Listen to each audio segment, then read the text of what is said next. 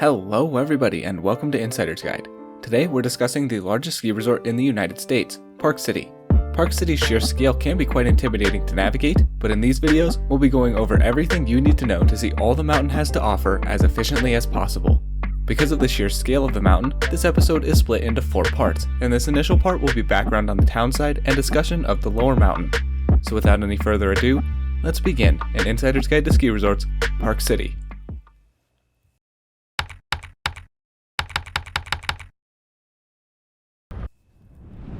Now, before we jump into the on-mountain tips, let's roll through some important background information.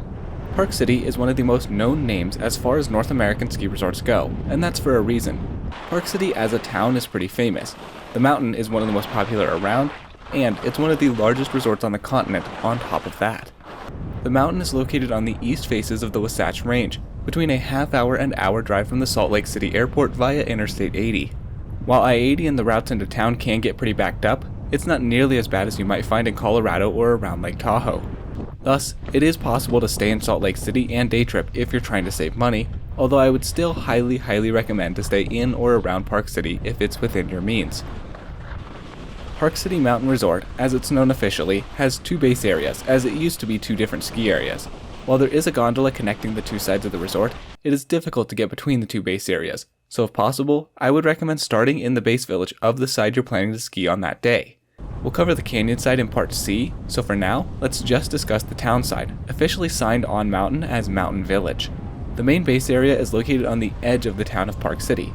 However, rather uniquely, the mountain also offers the option to ski in and out directly from downtown. We'll discuss that much more specifically once we switch to the trail map. Staying in downtown is by far the most expensive option, and staying right at the Mountain Village isn't far behind. However, there are plenty of more affordable options the further out from the town center you get. You can drive to the mountain in the mornings, but as mentioned before, the town does have some traffic issues. Additionally, all Mountain Village parking lots require reservations and payment unless you carpool with 4 or more. A much better option is to take the reliable town bus system, which is completely free and offers some pretty good coverage and frequency. If you're planning to take the bus system at any point, I would highly recommend downloading the transit app. In the app, you can type in the address of your final destination and it'll give you step-by-step directions on the buses. It makes it a million times easier. To many of you, there's a bit of an elephant in the room. Park City is a name known all over the world. Additionally, Park City is on the Epic Pass and is the only epic mountain in Utah to boot. And as such, both the mountain and town can get absolutely slammed with crowds during peak times. Don't get me wrong, there are still plenty of quiet areas which we'll cover throughout this episode. However, if you can, I would highly recommend avoiding the week between Christmas and New Year's and the January and February holiday weekends. While I know this can be said for almost every ski resort, trust me when I say that Park City gets it some of the worst. It is a truly day and night difference. Park City doesn't get as crazy of snow accumulation as the neighboring Cottonwood Canyons, but it still does offer a very respectable seasonal average, and its snow is typically pretty high quality. However, the relatively low elevation of the base areas can lead to fairly rapid deterioration come springtime, so be a little wary of booking anything past mid-March too far in advance. Now, one thing that does help with crowds a little bit is that Park City is the largest ski resort in the United States, albeit somewhat controversially.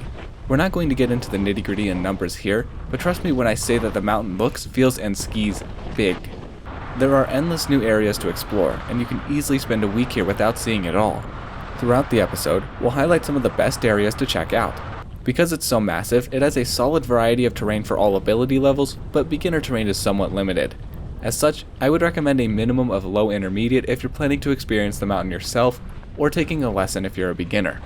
For those who aren't skiing, there's a mountain coaster, a skating rink, and some zip lines in the Mountain Village which are quite fun, a dozen different snowmobile tour companies, and plenty of other entertainment in the town of Park City itself. They do love their concerts and DJ sets, both at the ski resort and in town. Alright, that ought to adequately set us up, so let's go ahead and discuss the on-mountain experience. Let's go ahead and start off with the town lift, which, as the name implies, comes from right in downtown. This lift is a fixed grip triple, meaning it has an excruciatingly long ride time. However, aside from some small backups in the morning, it tends not to get any lines. To ski back into town, you'll need to get to this junction here by taking either Payday or Drift, both of which we'll discuss in just a second. You can also ride down the lift if you'd like. As far as skiing down goes, I much prefer heading down Creole, as it goes straight down the face while Quitting Time has more road segments that go around. Both are standard blue cruisers. They are quite low in elevation, so they can get slushy even in the peak season. However, one of my favorite things to do here is to come down Creel to grab lunch in town, which gets you onto Creel before the rush comes in the afternoon, and also allows you to avoid the crowds at the on-mountain restaurants.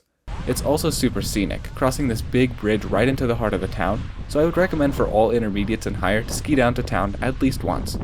Additionally, on busier days, taking a bus into town and heading up from there will often allow you to bypass longer lines at the primary villages. Now let's jump over to the mountain village. A large majority of the parking lot is down by this trio of Eagle, Three Kings, and First Time. The base of Three Kings is located a bit uphill, so this makes it highly appealing to head to First Time in order to gain the elevation necessary to access Payday and Crescent. This can cause First Time to get some pretty monstrous lines early in the day. For intermediate level and above skiers and boarders, I would highly recommend heading up Eagle, from which you can pop over to King Khan and on up from there, or head down Gotcha Cutoff to get to the main lifts. We'll discuss why in part B, but I would recommend the latter option, to head back down to the main base. Directly lappable via Eagle, you have CBs, which is often closed for racing, but is a fantastic steep cruiser when open. There are signs at the base that instruct the public not to unload at the mid-station here, as these other two blacks are almost always closed for racing as well. Adjacent to Eagle is Three Kings, another triple.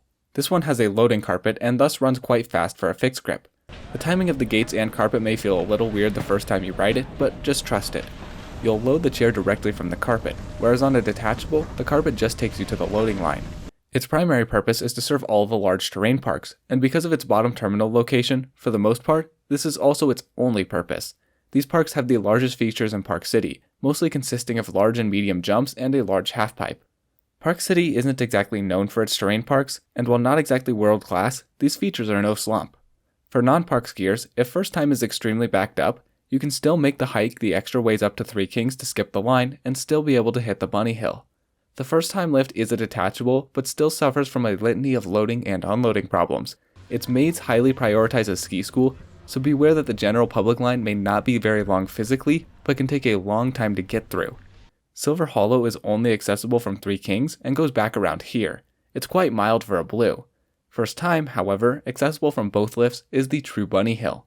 It is fully segregated from advanced traffic, making it a great place to learn. Turtle Trail and Stope are nice, gentle slopes that go away from First Time and drop you onto Home Run. There is a magic carpet on the side of Home Run and another below Crescent, although I'm not sure if either are open to the public. Regardless, their locations put them right in the middle of all the crowds coming down the main funnel, and despite them being fenced off, it can still feel quite intimidating to first-timers. Alright, now we can finally talk about the main two out-of-base lifts.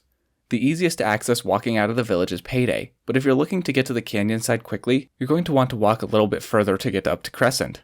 They tend to get similar length lines, so for most people, I would recommend just heading to Payday. Payday primarily is used just to get elsewhere on the mountain via Bonanza, but it serves a solid pod in its own right, although the low elevation can make these runs icier or slushier than the higher elevation terrain pods. Due to their nature as the main out-of-base lifts, Payday and Crescent both get quite busy in the mornings. However, they make for some excellent afternoon laps. The marquee run in the Payday pod is Payday itself, which is an excellent wide blue cruiser. Down below, you can split off to King's Crown, which starts off pretty mild but then becomes narrower and steeper. Heckler isn't groomed nightly and can sometimes develop small moguls. Blanche is a pretty standard green with this adventure zone running parallel. Alloy Alley tends to get pretty bare, so I prefer the upper mountain adventure runs.